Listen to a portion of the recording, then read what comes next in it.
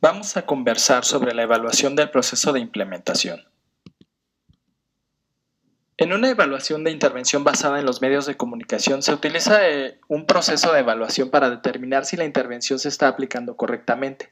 En este caso significa que los mensajes de los medios se estén entregando adecuadamente a los miembros de la comunidad, que son los receptores principales, designados de la intervención basada en los medios de comunicación y la frecuencia con la que los destinatarios realmente estaban expuestos a los mensajes de los medios. La evaluación de proceso se refiere a responder a las preguntas: ¿quién dice qué a quién? ¿Cómo y con qué efecto?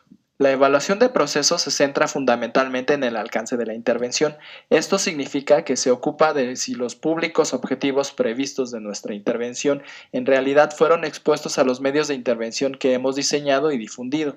Si la audiencia no está expuesta a la comunicación persuasiva en contra del uso de sustancias que hemos diseñado, la calidad de comunicación no importa porque no van a tener un efecto.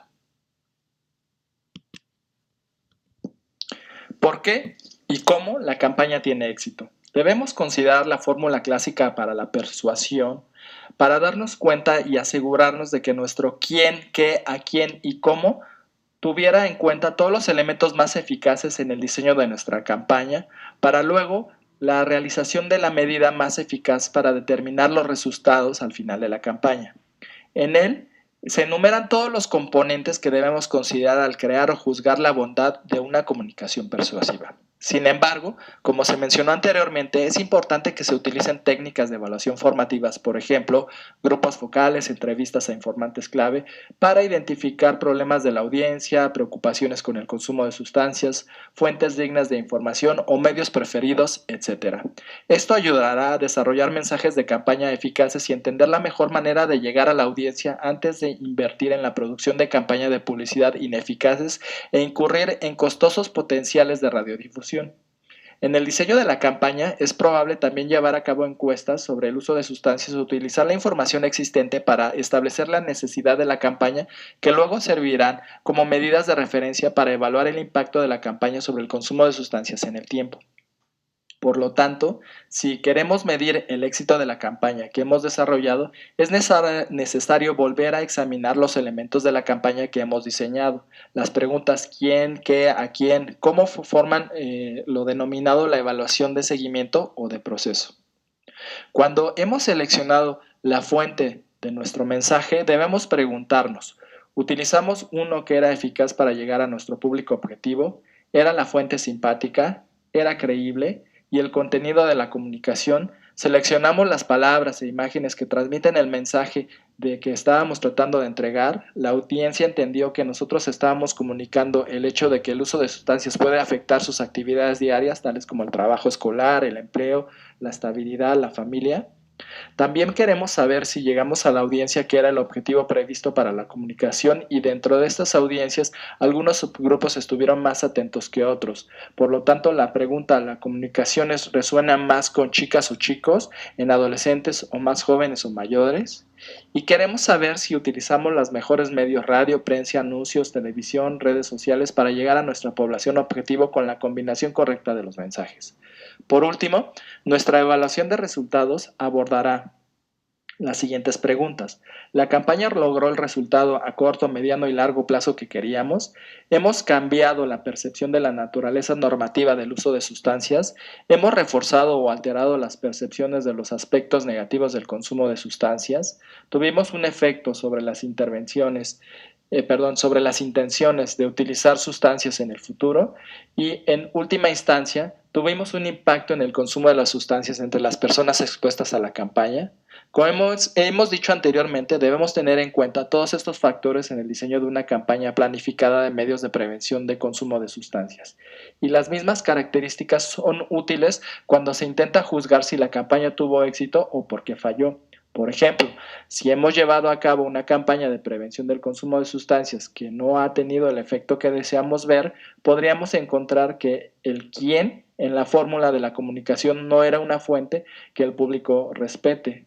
O bien, podríamos encontrar que el medio en particular que se utilizó para transmitir nuestra información persuasiva no era un medio que fue utilizado regularmente por el público objetivo. El a quién Estas consideraciones nos alertan de factores que son importantes y que podríamos dar una idea del éxito o del fracaso de nuestro programa. Ahora, conversemos sobre la evaluación de los resultados. La evaluación de los resultados, que consideran la razón por la cual la intervención tuvo un efecto, implica un examen de la medida en la que la intervención basada en los medios afectó las respuestas planificadas, tal como se define en el modelo de lo que la lógica, esto es, con qué efecto.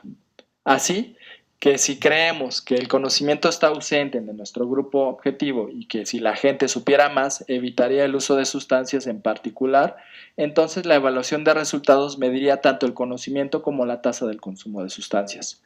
Supongamos que nos encontramos con que nuestra campaña de medios de comunicación ha incrementado el conocimiento acerca de los peligros asociados con el uso de sustancias. El siguiente paso sería medir la asociación entre el aumento de conocimiento y su efecto sobre el consumo de sustancias. En el mejor de los casos, quienes aprendieron más de nuestras intervenciones basadas en los medios de comunicación serían los menos probables de iniciar el consumo de sustancias.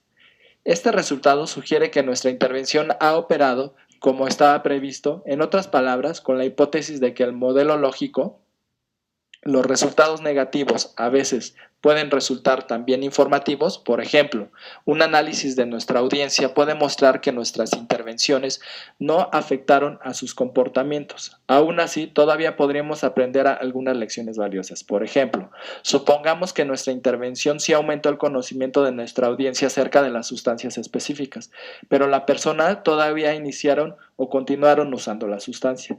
Estos resultados no sugieren que el plan de medios era defectuoso. Hizo lo que fue diseñado para hacer, que era aumentar el conocimiento. Sin embargo, hemos aprendido que nuestra hipótesis de que el uso se basa en la falta de conocimiento era defectuoso. Sabemos por años de investigación que el conocimiento por sí solo no afecta necesariamente a los comportamientos de la persona. El modelo lógico en que se basa la intervención no era correcto. Esta información derivada de una intervención que no produjo el resultado esperado es, sin embargo, valiosa. Las medidas utilizadas en la evaluación de resultados a menudo repiten los utilizados en la definición del problema para ilustrar el cambio en el conocimiento o actitudes o intenciones del pre o post-intervención. Por lo tanto, supongamos que se mide el conocimiento de nuestro público referente a una sustancia particular en la evaluación de las necesidades. Para nuestra evaluación de los resultados se podría administrar la misma medida del conocimiento para ver si la campaña basada en los medios tuvo el efecto deseado en aumentar el conocimiento de las sustancias. El modelo lógico ha especificado la causa potencial del problema que la intervención está destinada a cambiar. Estas causas potenciales del uso de sustancias se miden en el análisis.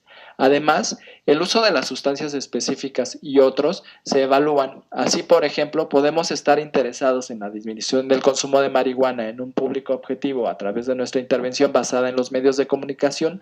Nosotros, por supuesto, medimos el uso de marihuana antes y después de la campaña de los medios para inferir la efectividad de la intervención. Sin embargo, también podemos medir el consumo de tabaco, alcohol, uso no médico de medicamentos recetados y otras drogas, además de la marihuana, para ver si el programa de intervención de los medios de comunicación tuvo un efecto positivo sobre el consumo de sustancias ilícitas o ilegales relacionadas. La evaluación de los resultados es la última prueba de la eficacia del programa. Está diseñada para responder a la pregunta: ¿tuvo éxito la intervención en afectar el consumo de sustancias? Medición simple del estado del consumo. Esta es una manera sencilla de clasificar tipos de usuarios. Como veremos en el siguiente diapositiva, esta simple medida de 3 elementos nos permite determinar si la persona es usuario, un experimentador o no un usuario definitivo o un no usuario vulnerable, es decir, una persona con alto riesgo de consumo de sustancias. La medición de los comportamientos, las intenciones o actitudes de la gente no es difícil. Las reglas son simples. 1. Use frases o preguntas directas y cortas. Y 2. Utilice un formato de respuesta sencillo a lo largo de la escala.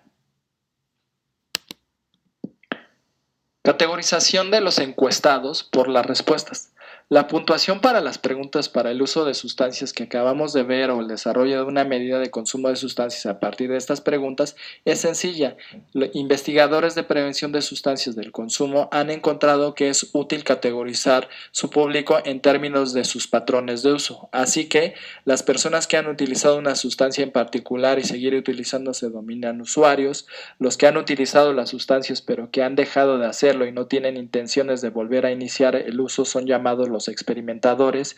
Aquellos que nunca han usado la sustancia y son firmes acerca de no hacerlo nunca son aquellos que llamamos no usuarios determinados, y aquellos que nunca han iniciado su uso pero definitivamente no decir que no lo harán en los próximos 12 meses se definen como no usuarios vulnerables o de riesgo.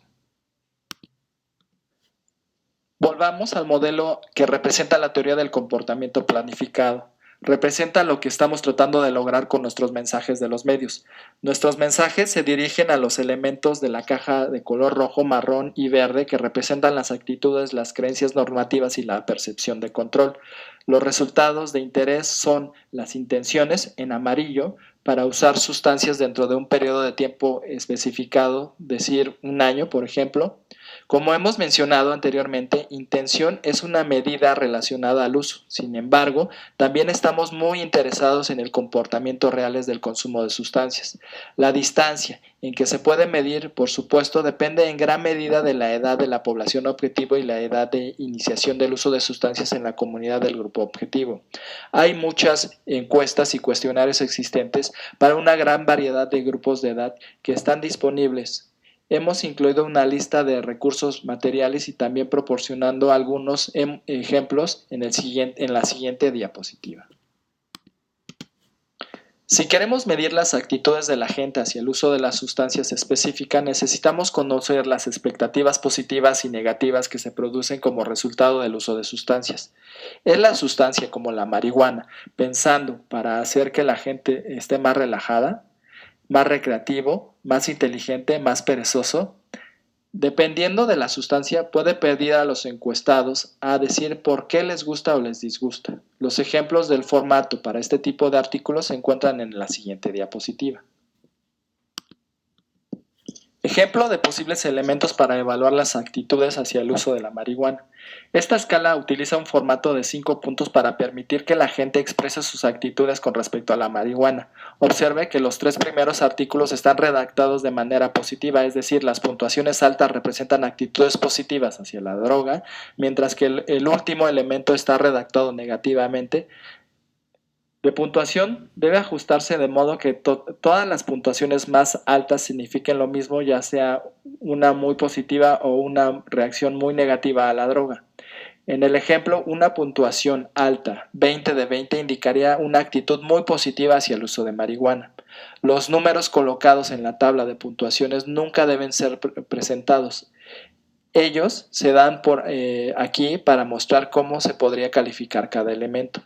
Si utilizamos este formato de puntuación, sería una alta puntuación representando una actitud positiva o negativa hacia la marihuana. Ejemplo de posibles temas para evaluar las actitudes hacia el uso de la marihuana.